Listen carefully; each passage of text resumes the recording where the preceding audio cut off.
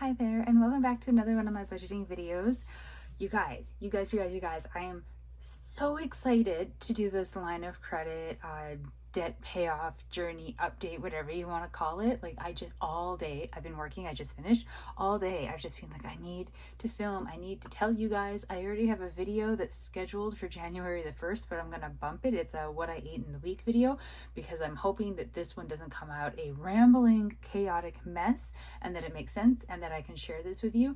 It's not some big milestone or anything that's been made with the line of credit. So let's just like get ourselves, it's not like I paid it off or something, but just managing expectations, I guess. I'm just really excited. You should have seen me yesterday. I kept constantly opening my bank app because I'm like, when is the line of credit billing cycle going to end? When are the numbers going to update? I always get so impatient at the end of the month for everything to sort of, I don't know what the right word would be, but like finalize in their system so that I get like the new updated information about my line of credit. And then I got it and it was too late at night to be able to do anything with it except for just be excited. So the line of credit update, I don't have any of like my gel pens or anything with me right now, so I'm just going to use like this normal one with the black ink, and I know that makes it maybe a bit more boring, but I don't care. It's really just about the information, not about the pen color. Although having said that, I think I'm going to swap out for that one just because it writes a little bit better. I say that, but I should test it because sometimes my pens like to do me a little bit dirty. Okay, I do not have yet my line of credit tracking system figured out for 2025. I know, I'm very behind. I feel like I'm very behind. I started designing it. I have an idea of what I want it to look like. I just haven't actually physically created it yet. So normally what I do is, say like if we look at November, I fill in like the payment information that I did in the month, and it has like the information for that month, and then I kind of move over into the new tracking calendar page, the new information. So like the new monthly payment, the new line of credit balance, where the paydays are, things like that. Because it's the end of the year, I know some people do kind of like a year-end wrap-up. That's not a thing I'm doing. I don't know how to do something like that. I'm not that mathy of a person, and it's not really something that interests me, to be honest. So if it doesn't interest me, I won't be able to make a good video about it, and then you'll just be bored senseless as well. So I'm going to fill in the payments that I made in this month. And in some of just the blank squares, maybe I'm going to fill in the closing balance of the month, since it is also the closing balance of the year. And I'm just going to let you know some of the other information. And then that information, like the new monthly payment and things like that, will get not rolled over, but moved over or written into like the new tracking system that I'm coming up with. But I really wanted to share with you how we're ending 2024 with the line of credit and the payoff and just all of that stuff. So the first thing I'm going to do is enter in the payments that I made. So I actually had one that I did on November the 30th, because if you watched my budgeting videos, I got paid on November the 30th, but all my billing cycles and whatnot had already ended by that point for November. So that payment went towards December. But I very sillily wrote in the first couple squares of the month because I didn't think that I would be using them for anything, because I know all my paydays are on the Fridays. So I'm just going to write it in on the 3rd, but I'll actually write what the technical date was of the payment.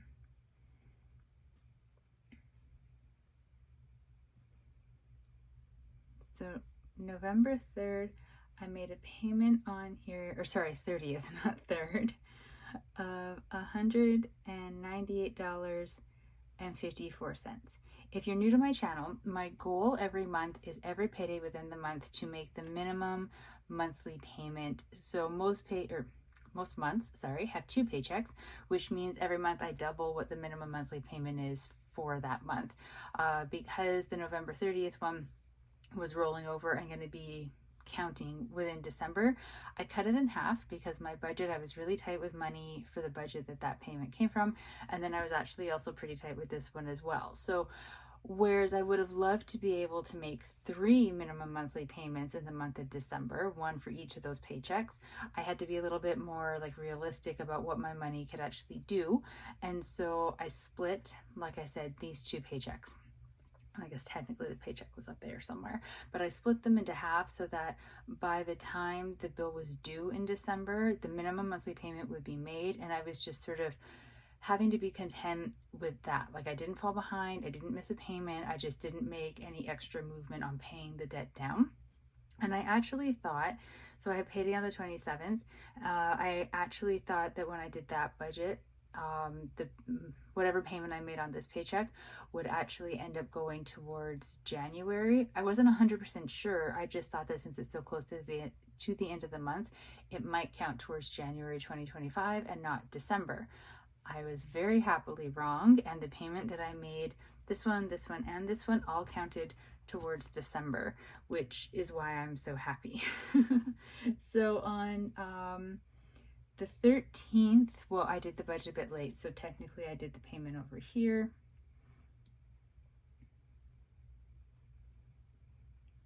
And it was again the $198.54. And then December the 30th was the final payment that I made.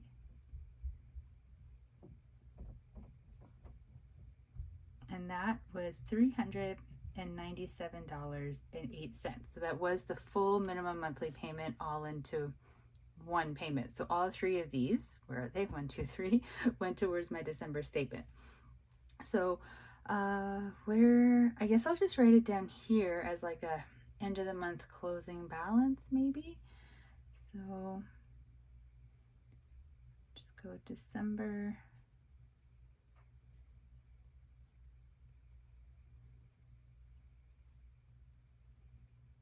Closing balance on my line of credit is $19,243.34, which I know is still a really big number, but this is down from $25,000 in August, which is when I got serious about paying it off.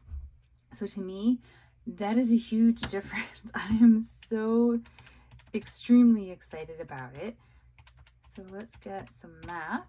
So that means from August to the end of this month, I've paid off $5,756.66 from the line of credit debt that I have, which is amazing. Absolutely amazing. I'm blown away by that. Now I know a big part of that, the only reason I was able to make such a big movement on it is because I did get that insurance payout, so I had some money to put on it from like lost wages from like my car accident and blah blah blah. I won't bore you with it all. So I know that like it's kind of almost like artificially inflated because I didn't earn that money from a paycheck, although I would have if I hadn't missed work because of being injured. So I guess technically I might have been able to make a payment total like this in between August and the end of December if I had never been injured, because I wouldn't have had the lost wages, so then the money would have gone on to the debt.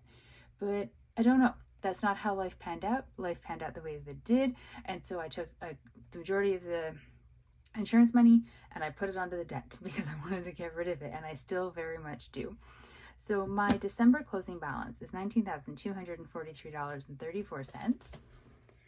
And I have a new minimum monthly payment.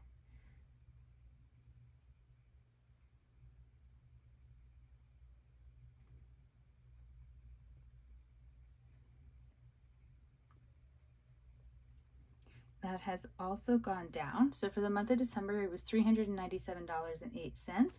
For the month of January, it will be, $384.86. So I love seeing that number go down and just the changes that come in all of the different ways as I pay off this line of credit. I'm gonna write in here, I'm trying to think, I'm using up all my squares, but that's fine. I'm just gonna write it over here. Because I also keep track of, let me show you on a previous month, the charges that go to the line of credit. Now, I do not use the line of credit at all, but there's still charges that go onto it because there's two different types of interest that go onto it, and then there's my premiums that go on there. And so those are also slowly coming down with every payment towards the debt that we make. So I like to keep track of those as well. So charges, premium, $27.57. One of the interests is $49.43, and the other interest is $106.19. So to compare, in November, is it November? Did it go up? Did the premium go up? That's hilarious. Okay, so the premium went up by like pennies. So it was $27.29, now it's $27.57. There's two different interests. The lower one was $50.07, and now it's $49.43. And the larger one was $108.74, and now it's $106.19. I know the changes are very minimal, but they count because they've been slowly going down, as if it's premium. I find that hilarious. I wonder if I wrote it down wrong.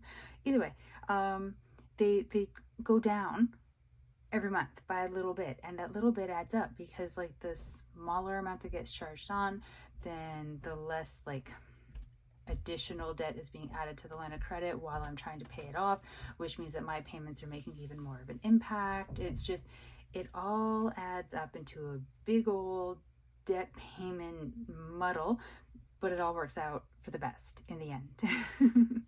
So this is it. I don't have for you yet to show you, like I said, the line of credit debt payoff tracker that I'm making for the new year. When I started this really being focused towards paying off the line of credit, I couldn't figure out how I wanted to track it. It's such a huge amount of debt. I didn't know how I wanted to tackle it really. So I just printed out these really simple calendar sheets. They've been great. They have served me well. I have them going all the way back, and they're not in order, but I love having the ability to track them and to see how the numbers change, and I'll keep them because whenever I'm sort of hitting a spot with my budget, and I'm sure it will happen at some point in 2025 where I'm just a little bit like, I want to spend money. I'm sick of always paying it off. Like, I'm not getting anywhere. Maybe I have a month where I can't make a lot of payments and I just feel really stalled on it. I can go back to the old tracking sheets and see the little changes and see how the numbers have gone down. And then that will help to kind of re-inspire me to keep going.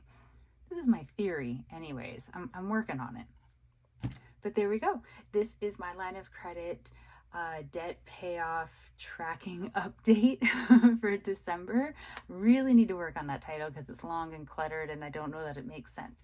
But it really is what it is, right? It's my line of credit. I have debt. I am working to pay it off. And this is just me tracking the changes on it.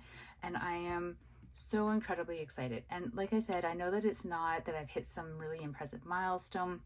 I think mostly what I'm excited about is, in general, how much in total I managed to pay off from August through to the end of December. Like, motivated and worked at it and tried my best, and I think that it paid off. Like, there's a noticeable decrease.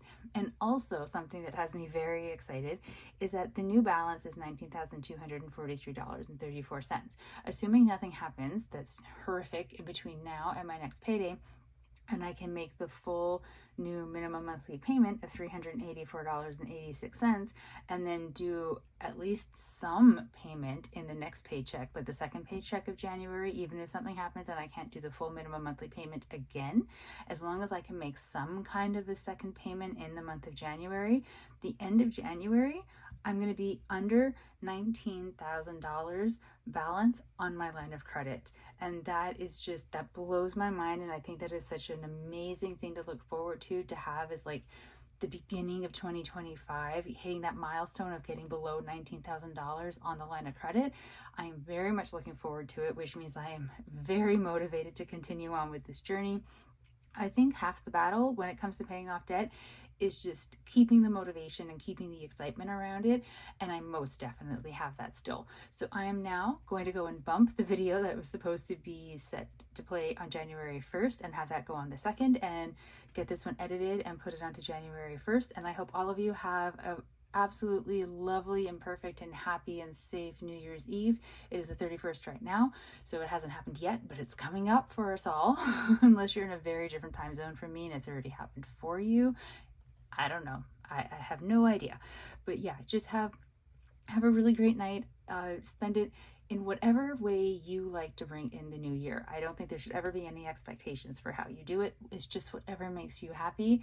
I am happy for you. Let's all enjoy the beginning of 2025 and go into it with some excitement and some plans to like keep working on the budget and hitting whatever goals we all personally have. You all know mine. Whatever your goals are for 2025 with your budget, with your life, with whatever, I wish you all the best with them. And yeah, I hope 2025 just brings us all happy adventures and really great things and just a really great year. Thank you all so very much for sticking with me through my budgeting videos. I really do appreciate it. And especially for sticking through this one, which when I go to edit it may turn out to be a rambling mess because I'm just excited and maybe I just went off on tangents. I'm not really sure right now. I will talk to you all in the next video. Stay safe out there. Bye.